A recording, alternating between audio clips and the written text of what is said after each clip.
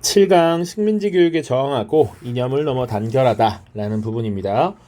정말 지겹도록 보는 요거 잘 기억해야 됩니다. 일본의 식민지배 35년간 지금 1910년대 무단통치, 20년대 소위 문화정치, 그리고 30년대 중반 이후 민족 말살통치, 이렇게 일제 통치 방식이 변했다라는 것이고, 그에 대한 독립운동 과정 쭉 보고 있죠. 우리 뭐 다뤘었냐면 1910년대 국내에서는 무단통치 시기에 일제의 압박과 탄압이 강했으므로 비밀스럽게 단체를 조직했다. 그래서 독립의금부, 대한광복회 같은 것이 만들어졌고, 이들이 지향하는 국가 체제가 차이가 있었습니다.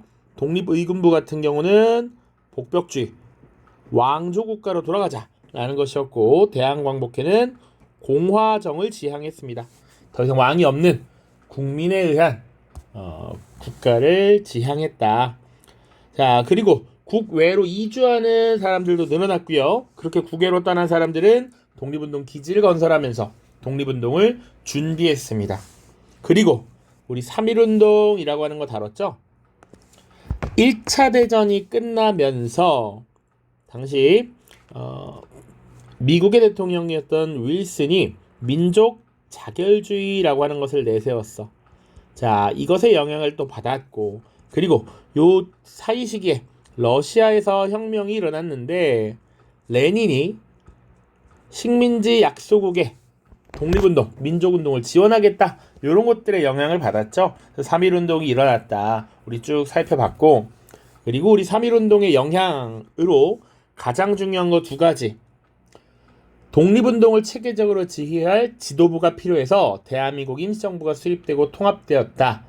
일제의 통치 방식이 무단통치에서 문화정치로 넘어갔다라는 거 배웠습니다.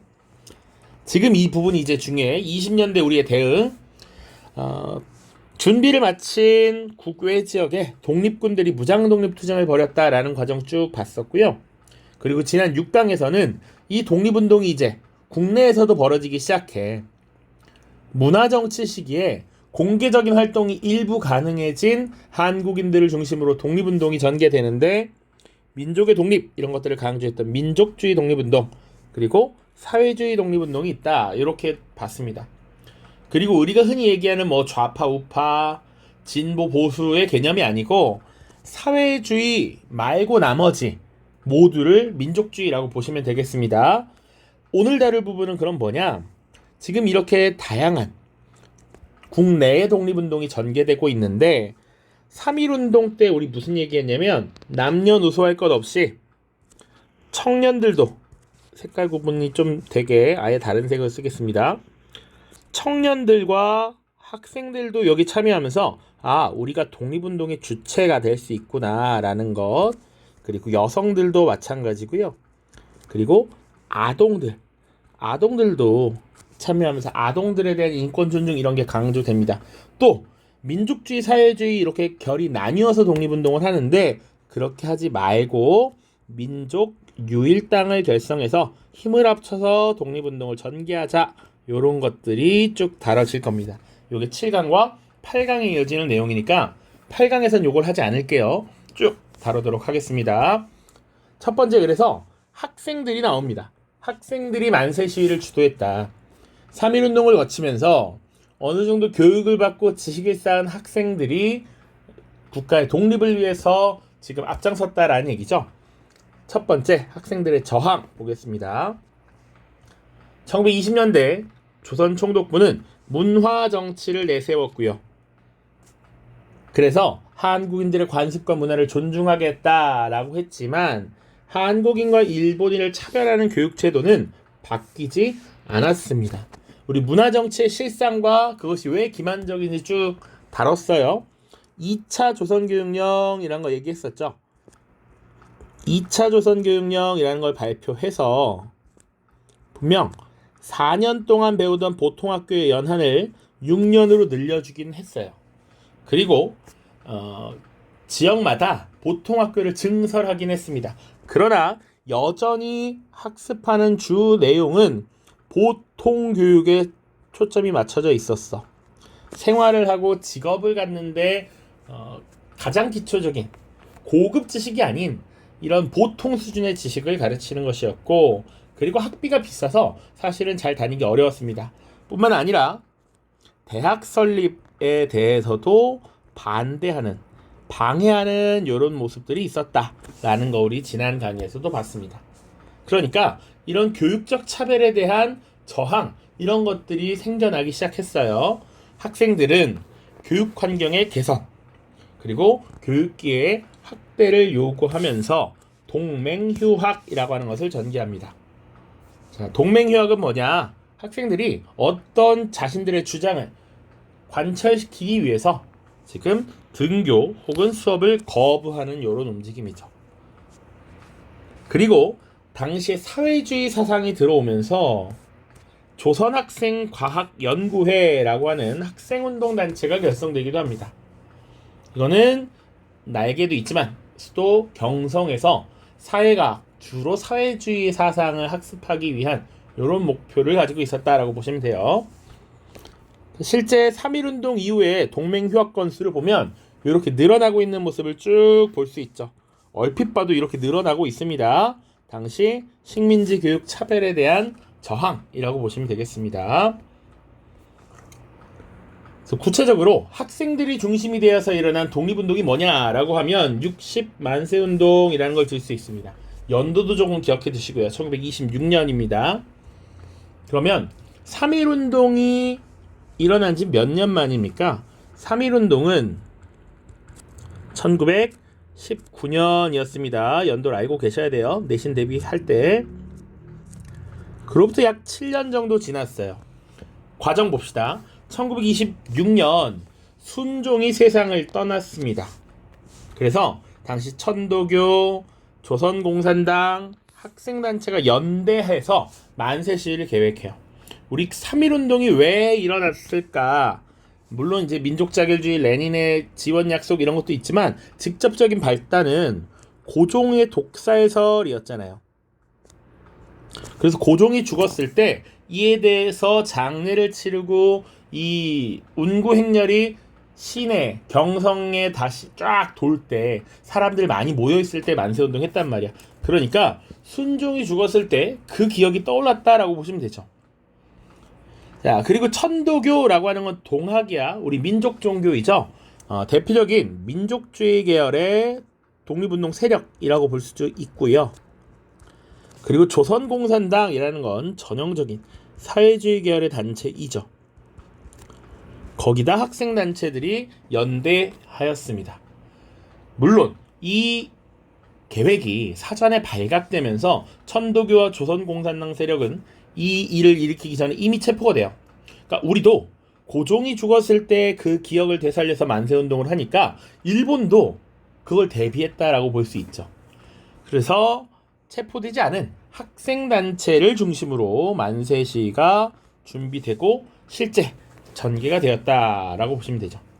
순종의 장례일이었던 6월 10일 학생들이 경문을 부리면서 만세운동을 전개했고요. 일제의 탄압, 사실 일본도 예견했단 말이지. 그래서 전국적 시위로 확산되지 못했습니다. 그러나 두 가지 큰 의미가 있어. 천도교와 조선공산당이 연대했다는 건 사실은 서로 계열이 다른 민족주의 세력과 사회주의 세력이 함께할 수 있는 공감대가 형성되었다라는 것이고, 여기는 지금 나와 있지 않지만 학생들이 민족운동의 주체로서 더욱더 자각하는 계기가 되었죠. 요런 내용들을 잘 기억하시면 됩니다. 자, 1926년 6월 10일 60만세운동. 자, 그래서 그 시기에 60만세운동을 주도했고 그리고 붙잡혔던 학생들이 재판을 받으면서 판사가 신문할 때 답변이 쭉 나와 있어요. 신문에 그대로 써인 거, 여기 60만세 사건 제1회 공판이라고 돼 있고, 거사의 동기와 목적은 삼척동자라도 가지 이미 알고 있는 사실이다라는 얘기고요. 맨 위에 오늘 교사용 설명에 쭉 나와 있던 건데, 당시 이선호라고 하는 인물, 고등보통학교니까 여러분들로 치면 고2 정도 될 겁니다. 자유를 부르짖으면 반드시 자유가 온다는 굳은 신념 아래 자유를 얻기 위해 거사하였다. 이병립, 연희문과 뭐 쭉쭉쭉 여러 있습니다. 자, 그래서 학생들이 독립운동의 중심으로 등장했다라는 거 보시면 되고요. 그 이후 민족 유일당 운동 한번 살펴보죠. 신간회를 결성하다라고 돼 있어요. 잊으면 안 되는 것이 60만 세 운동이라고 하는 것이 가지는 의미가 뭐냐라고 했을 때 분명 민족주의와 사회주의가 연대할 수 있겠다라고 한 거야. 그 가능성을 봤어. 그래서 1920년 11월 사회주의 세력이 만든 단체였던 정우회가 정우회 선언이라는 것을 발표해서 비타협적 민족주의 세력과 연대하겠다라고 얘기 나와요. 비타협적 민족주의라고 하는 것, 당시 일부는 일제에 타협하는 이런 모습들을 보였는데 그렇지 않은 사람들과 함께 하겠다라는 얘기죠. 자, 그리고 나서 이제 이 정오의 선언에 호응하면서 민족주의 계열과 사회주의 계열이 힘을 합치게 되니 그것이 신간회 창립으로 이어집니다. 비타협적 민족주의자와 사회주의자가 연합했고 갖는 의미 국내 최대의 합법적인 민족운동 단체였다. 문화정치 시기에 공개적으로 활동하면서 이 정도로 큰 규모의 독립운동 단체가 있지 않았다. 자, 회장의 이상재라고 하는 인물 선출했고요. 신간회라고 하는 단체의 3대 강령이란 걸 발표합니다.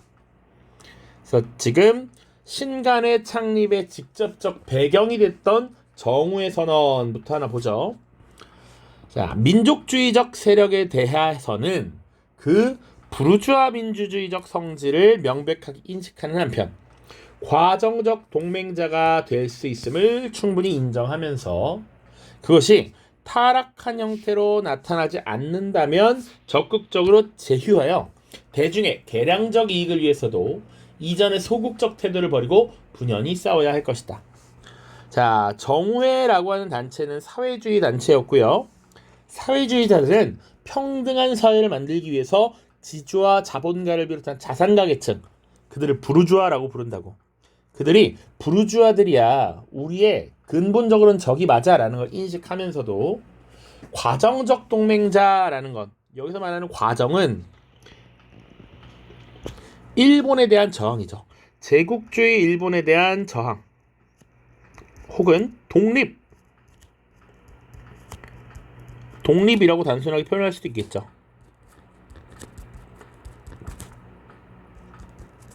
일본으로부터의 독립. 그 과정에서 분명히 저 부르주아들과 협력할 소지가 있다. 다만 저 부르주아들 중에 타락한 놈들이 있어. 저들과는 힘을 합칠 수 없는데 타락한 형태가 뭐냐? 라고 하면 보통 뭘 얘기하는 거냐? 일단 일제와 타협을 하자, 협력하자라고 주장하는 사람들이죠.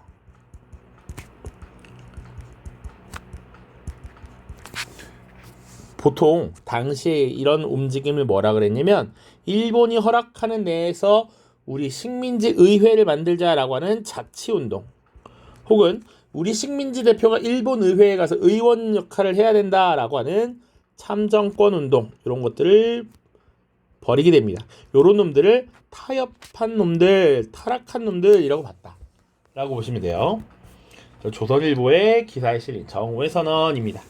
그리고 신간의 강령을 보면 우리는 정치적, 경제적 각성을 촉구한다라고 해.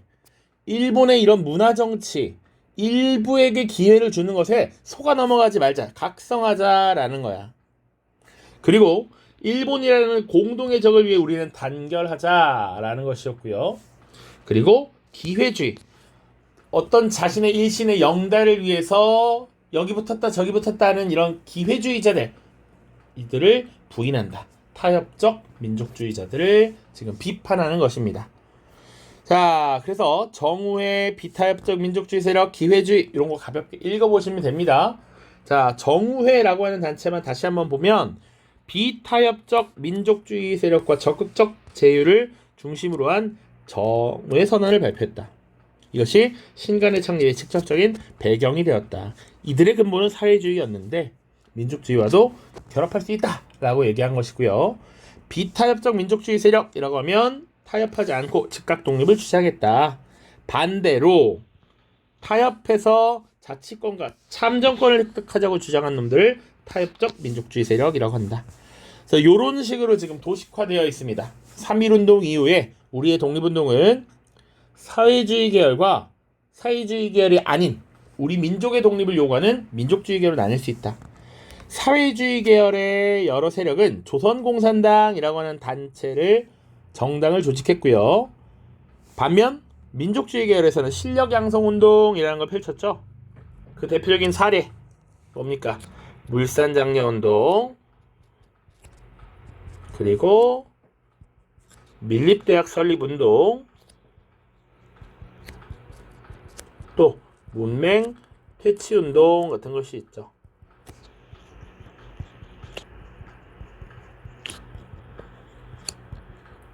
자, 그런데 이런 민족주의 계열은 타협론과 비타협론은 아닌다. 타협은 일본과 협력하자, 일본의 식민 지배를 현실적으로 극복하기 어렵다라고 포기한 사람들이야. 자치운동, 참정권운동 이렇게 펼쳤던 사람들, 이들은 자치운동으로 나아가게 되고요. 비타협적 민족주의자와 정오의 선언 이후 사회주의 계열이 힘을 합쳤은 이를 신간회라고 합니다. 자, 하나만 더 복습.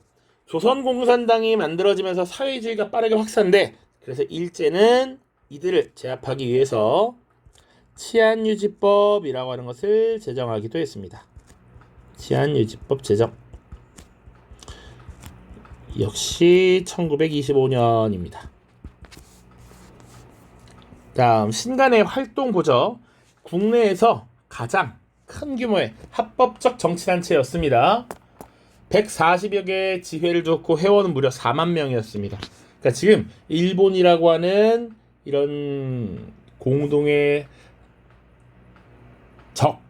이 대항에서 독립운동을 할 때 힘을 합쳐야 된다라고 했으니 대중적 지지를 받았고요. 여러 가지 활동을 합니다. 순회 강연회, 그리고 노동야학, 교양강좌 등 민중 계몽 활동을 벌였고, 노동운동, 농민운동, 여성운동, 형평운동 우리 쭉 다룰 텐데 이런 대중들이 주도하는 운동과 연계하는 이런 모습들. 그리고 중요합니다. 많이 나온 거 1929년 이거 다음에 광주학생 항일운동이라는 것을 다룰 텐데 이 사건이 왜 일어나게 되었는지 진상조사단을 파견해서 사건을 열심히 조사했습니다. 왜 광주 지역의 학생들이 들고 일어났는가? 그리고 왜 이런 것이 일어났는지를 민중들에게 알리기 위한 민중대회를 계획했어요.